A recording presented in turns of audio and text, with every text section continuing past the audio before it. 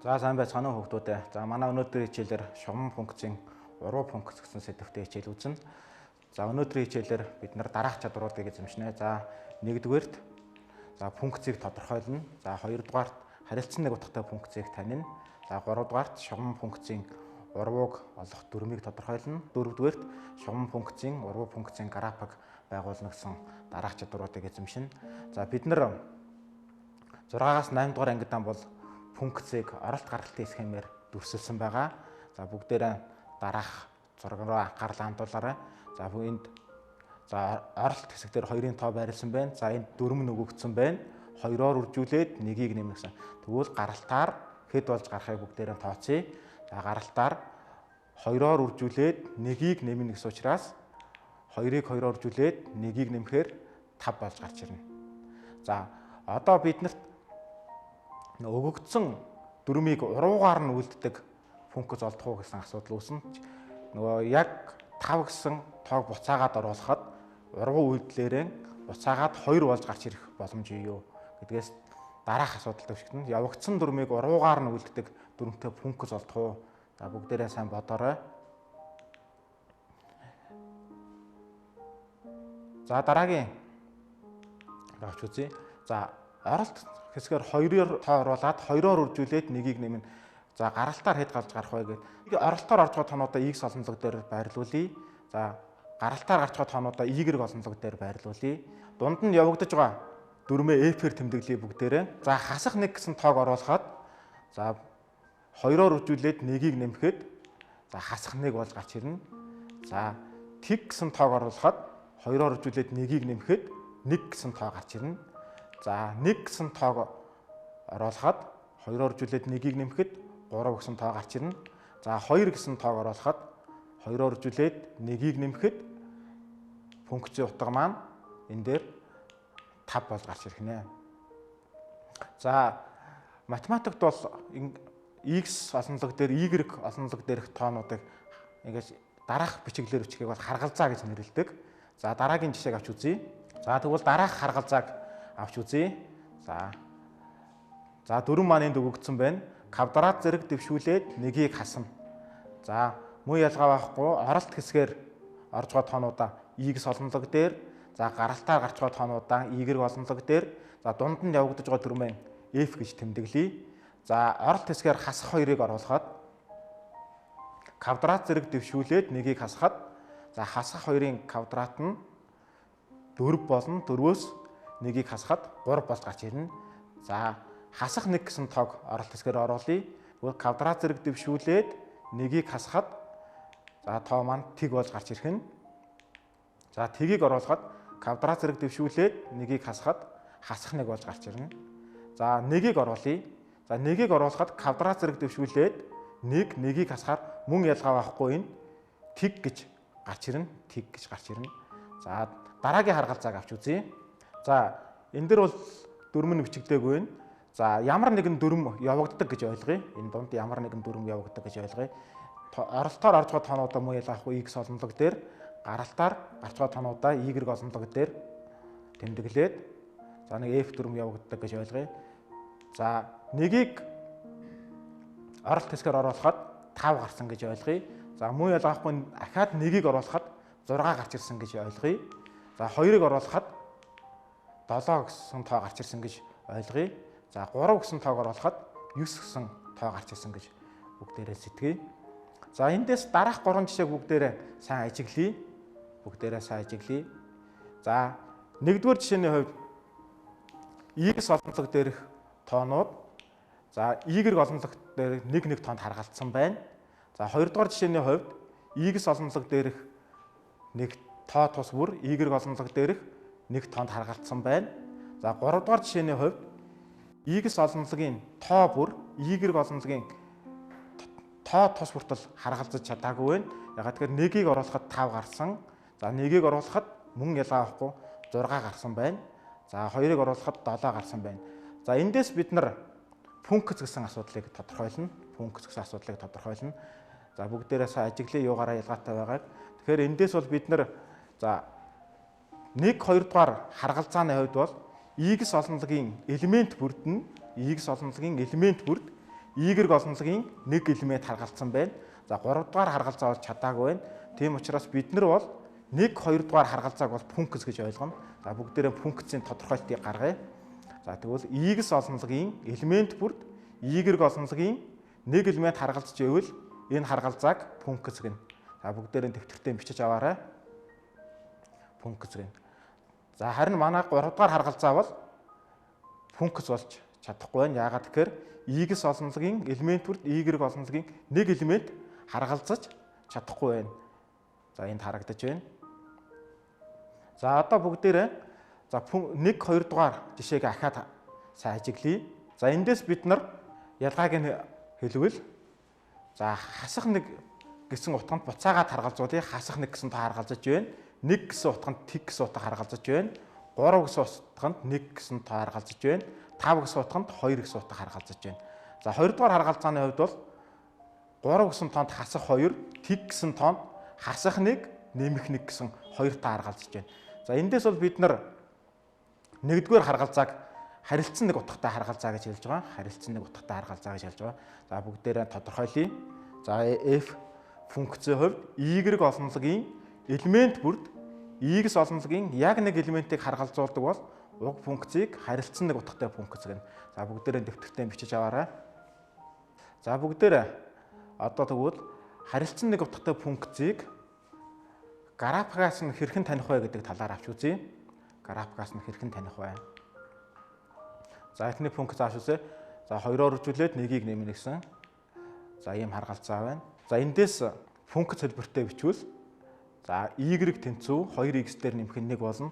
За бид нар y тэнцүү 2x дээр нэмэх нь 1. За эсвэл бид нар функцийг fx тэнцүү 2x дээр нэмэх нь 1. За ийм хэлбэрээр бичдэг. За бүгдээрээ функцийн графикийг байгуулж харъя.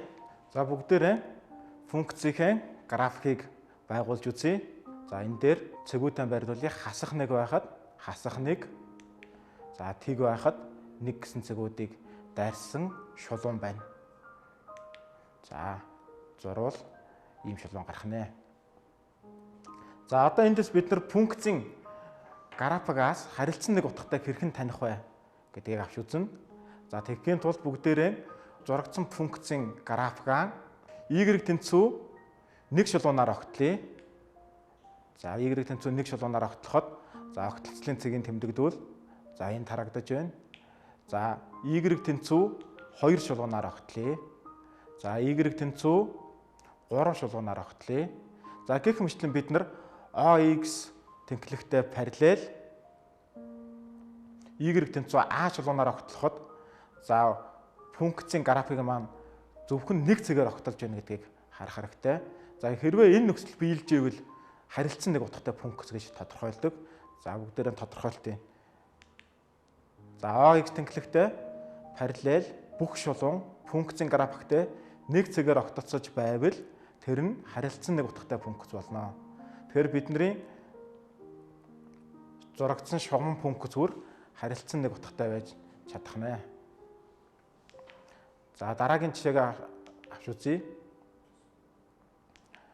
За квадрат зэрэг дэвшүүлээд 1-ийг нэмнэ. За энэ функц хэлбэртэй бичвэл за y тэнцүү x квадратаас хасах нь 1 эсвэл fx тэнцүү x квадратаас хасах нь 1 гэж бичиж болно.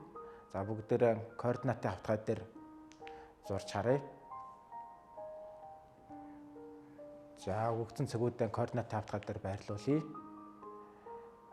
За энэ цэгүүд байрлана. За графикаа байгуулвал за y тэнцүү x-ийн квадратаас хасах нь 1 гэсэн парабол үүсгэнэ. За одоо мөн ялгаа авахгүй OX тэнхлэгтэй параллел шулуунуудаар огтолж харъя. За жишээ нь за эндээс жишээ нь y тэнцүү 1 шулуунаар огтлоход за уг параболыг 2 цэгээр огтлож байгаа учраас манай функц бол харилцсан нэг утгатай байж чадахгүй нэ. За тодорхойлъё бүгдээрээ y тэнцүү x-ийн квадратаас хасах нэг функцийн график y тэнцүү 1 шулуунтай 2 цэгээр огтлож байгаа тул харилцсан нэг утгатай болж чадахгүй. За бид нар функцийн графикаас харилцсан нэг утгатайг хэрхэн тодорхойлох талаар авч үзлээ. За одоо бүгдээрээ шугам функцийн урвуу функцийг олох дүрмийг тодорхойлъё. За түрүүн хэлсэн. За y тэнцүү kx дээр нэмэх нь шугам функц бүр харилцсныг утгатай байна. Гэхдээ Кант тэгээс ялгаатай байна гэдгийг анзаарах хэрэгтэй. За өмнө дэвшүүлсэн асуудал ёсоор за бид нар f(x) тэнцүү 2x дээр нэмэх нь 1 гэсэн функцийг авч үзсэн байгаа. За одоо энэ функцийнхээ урвууг хэрхэн олох талаар авч үзье.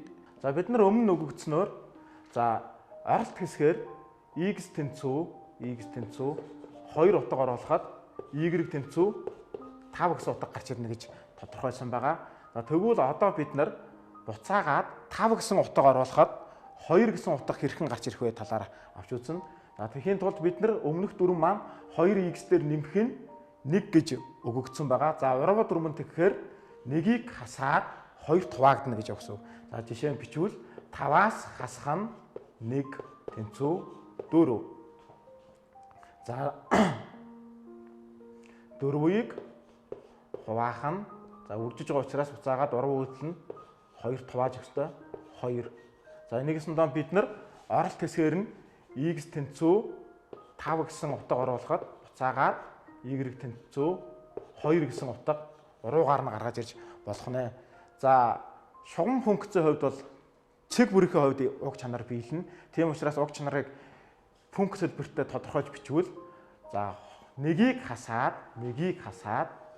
2-т хуваана гэсэн дүрмээр явах нь байна. Тэгэхээр бидний функц маань y тэнцүү x-ээс хасах нь 1 хуваах нь 2 гэж ийм дүрмийн дагуу бүх цэг маань уруугаар гарч ирж болно. За бид нар урвуу функцийг бол f хасах 1 x гэж тэмдэглэдэг байгаа. fx функцийн урвууг тэгэхээр y тэнцүү f хасах 1 x тэнцүү x-ээс хасах нь 1 хуваах нь 2. За манай f функцийн урвуу энд гарч ирж байна. За энэ f хасах 1 гэдэг бол зэрэг биш гэдгийг бас санах хэрэгтэй. Хасах 1 зэрэгээс бол ялгаатай. За энд бичиж чинь f хасах 1 x бол 1-ийг хуваах нь fx гэсэн энэ тэмдэглэлээс бол ялгаатай. За бид нар шугам функцийн урвуу функцийг олохдоо за томьёолж харъя бүгдээрээ томьёолж харъя. За нэгдүгээрт fx-ийг y-гээр сольж бичнэ. За хоёрдугаарт x хувьсагчийг y-гээр, y хувьсагчийг x-ээр сольж бичнэ. За гуравдугаарт y-ийг x-ээр илэрхийлнэ. За дөрөвдүгээрт y-ийг f хасах 1 x-ээр сольж бичнэ гэсэн дүрмийн дагуу байж байгаа. За өгдсөн томьёолсон дүрмийнхээ дагуу жишээг бичиж бүгдээрээ. За биднэрт fx тэнцүү 2x дээр нэмэх нь 1 гэсэн жишээ өгсөн байна. Тэгэхээр нэгдүгээрт y тэнцүү 2x дээр нэмэх нь 1 буюу y-тэй тэнцүү жижиг нь байна. За хоёрдугаар y хувьсагчийг x-ээр за x хувьсагчийг y-гээр сольж бичнэ. За ийм хэлбэртэй болох нь функц маань. За гуравдугаарт за эндээс y хувьсагчаа олно. За эндээс 2y тэнцүү x-ээс хасах нь 1 буюу y тэнцүү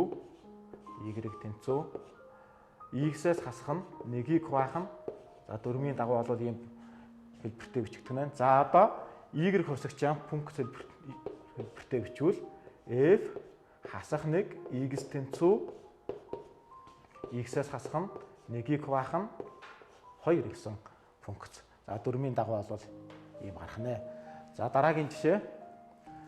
За жишээ 2.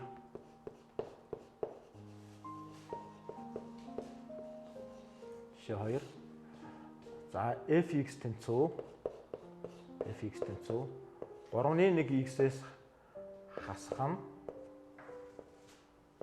2 гэсэн функц өгсөн байна. За уг функцийн f хасах 1 x нь хэдвэ? Нэгсэндээ урвуу функцийн олоо гэсэн бодлого бодъё. За тэгэхээр тохиолдолд бүгдээрээ өмнө томьёолсон дүрмийн дагуу олъё. Нэгдүгээр за fx хувьсагчийг y-гээр сольж чинь y тэнцүү 3-1 x-ээс хасах нь 2. За хоёрдугаар y хувьсагчийг x-ээр за x хувьсагчийг y-гээр сольж бичиж. Тэгээ. За 3 дугаарт y хувьсагчийн эндээс олбол за 3-ны 1 y тэнцүү x дээр нэмэх нь 2 бол. За эндээс y тэнцүү 3x дээр нэмэх нь 6 гэсэн функц үүсгэн байна. За энэ 3 функцийн тэмдэглэгээр тэмдэглэвэл f хасах 1x тэнцүү 3x дээр нэмэх нь 6. За эндээс манай fx тэнцүү 3-ны 1x-аас хасах нь 2 функцийн урвам 3x дээр нэмэх нь 6 гарах нэ. Графикуудыг авч үзье. За fx тэнцүү 2x дээр нэмэх нь функцийн графикыг хүснэгтийн аргаар байгуулъя. За түрүүнд бид нар харгалзаан дээр бол харгалзах утгуудыг бичсэн байгаа. За хасах 1 байхад хасах 1. За тиг байхад 1, 1 байхад 3, 2 байхад 5. Урав функцийн графикыг хүснэгтийн аргаар байгуулъя. За хүснэгтийн аргаар байгуулахдаа та бүгдээрээ за x дээр байрлах тоонуудыг хасах 1, 1, 3, 5 гэж авъя. Тэгвэл y хэсэг дээр ямар тоонууд гарч ирэхээ бүгдээр ажиглаарай. За ийм тоонууд гарч ирнэ. За эндээс шалгаж үзье. Жишээ нь хасах 1 x-ийн оронд хасах 1-ийг орлууллаа. Хасах 1-ээс хасах 1 2 туваалаа. Тэгвэл хасах 1 гарна. Функц утга маань хасах 1 гарах нь. За 1-ийг орлуулъя. 1-ээс хасах 1 2 туваалаа. Тиг. За функц утга маань тиг гарах нь. За 3-ыг орлуулъя. 3-аас хасах 1 хуваах нь 2 гэн 1 гарна. За 5-аас 1-ийг хасахад 4 хуваах нь 2 гэхээр 2 гарах нь. За эндээс тус бүр функцийн утгуудыг координатын хавтгай дээр байгуулъя. За нэгдүгээрт за y тэнцүү 2x дээр нэмэх нь 1 шулуу маань ийм гарах нь байна. За үүнтэй ижлэр урав функцийн график маань за ийм гарч ирж байна. За бүгдээрээ эндээс цэгүүдээ ажиглая. За эхлээд за нэгдүгээрт fx тэнцүү 2x дээр нэмэх нь 1 функцийн график дээр за x-ийн утга хасах 1, y-ийг хасах 1. За урав функц дээр нь x-ийн утга хасах 1, y-ийг хасах 1. За ижлэх юм байна. За хоёрдугаар цэгийг авч үзье. За нэгдүгээр функц дээр x-ийн утга тиг байхад y-ийн утга 1. За урав функц дээр нь x-ийн утга 1 байхад y-ийн утга тиг. За дараагийн цэгийг ажиглаж үзье. За эхний функц дээр x-ийн утга 1 байхад y-ийн утга 3 гарсан байна. За урав функц дээр x-ийн утга 3 байхад y-ийн утга 1 гарсан байна. За эндээс бид нар ямар дүгнэлт хийж болох вэ? Бүгдээрээ сайн ажиглаарай. Бүх цэгүүд нь ийм чанартай байж чадах уу гэдэг асуудал үүснэ. За бид нар түрүүнд урав функцийн тодорхойлт ёсоор бол энэ нөхцөл бол биелнэ. За тэгвэл уг цэгүүд нь y тэнцүү x шулууны хувьд бүгд тэгш шимтэй байрлана. За эндээс бид нар дараах хоёр дүрмийг гаргаж авч болно. За f функцэд x, y хосууд харгалздаг бол за түүний урвууд дээр нь буюу f хасах 1 функцэд y, x хосууд харгалзана.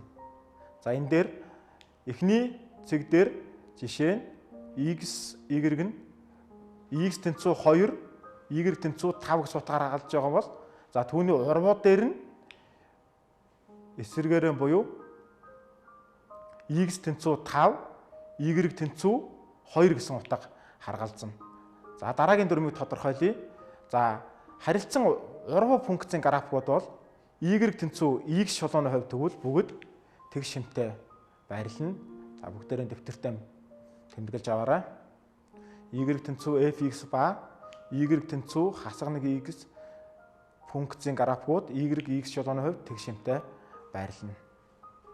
За бүгдээрээ энэ нэгдүгээр дүрмээ ашиглаад бодлого бодож үзье. f(x) тэнцүү биднэрт за 3x-аас хасах нь 2 гэсэн функц өгөгдсөн байна. За жишээ 3 гэж. За функц өгөгдсөн байна. За x тэнцүү 2 утгыг орлуулахад функцийн маань утга f2 буюу 3-ыг үлчгэх нь 2, хасах нь 2 тэнцүү 4 гарах нь. Бүгдээрээ уруу функц дээр нь f хасах 1 утга дээр 4 гэсэн цэгийг орлуулвал функц утга маань хэд гарах вэ гэдгийг бүгдээрээ тооцоорой. За бидний саяны гаргасан 4 ёсоор бол тэгвэл 2 гарна гэж ойлгох гинэ. За бүгдээрээ бие даагаад за 2019 оны сурах хүчтэй хүүхдүүд за 79-оос 80 дугаар хуудасны номер 31-ээс 35 дугаар дасгалыг за 2015-16 оны сурах хүчтэй хүүхдүүд 116 дугаар хуудасны номер 9-оос 12 гэсэн дасгалуудыг бие даан гүйцэтгээрэй.